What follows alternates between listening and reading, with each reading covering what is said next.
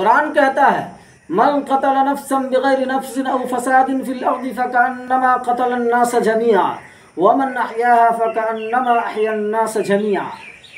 सूरह माइदा आयत नंबर 32 कि जिस किसी ने किसी इंसान की, खा वो किसी भी धर्म का मानने वाला हो, उसकी जान ले ली तो गोया वो गुनहगार होने में ऐसा ही है जैसा कि पूरी इंसानियत की उसने जान ले ली।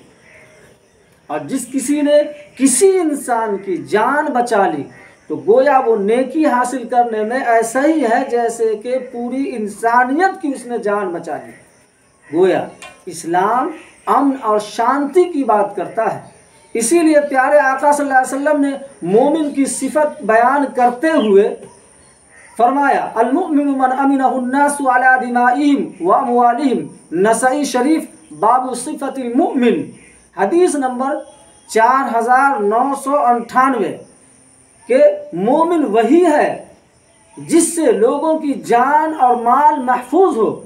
लिहाजा जो हथियारा हो, कातिल हो, किसी इंसान का मारने वाला हो, वो इस्लाम की शबीह को नहीं पेश कर सकता। इसको पेश करता है वो इस्लाम की छवि नहीं है, बल्कि उसका कत्ल करना ये किसी दरिंदा इंसान की छवि हो सकती है, इस्लाम की छवि नहीं हो सकती। इस्लाम की छवि तो ये है कि प्यारे आका सल्लल्लाहु अलैहि वसल्लम के रास्ते में जो बुढ़िया कूड़ा डालती है, प्यारे आका सल्लल्लाहु अलैहि वसल्लम उसकी तीमारदारी और बीमार पुरसी के लिए जाते हैं। इस्लाम की छवि यह है कि प्यारे आका सल्लल्लाहु अलैहि वसल्लम को ताइफ के मैदान से लौटते हुए लोगों ने लहूलुहान कर दिया।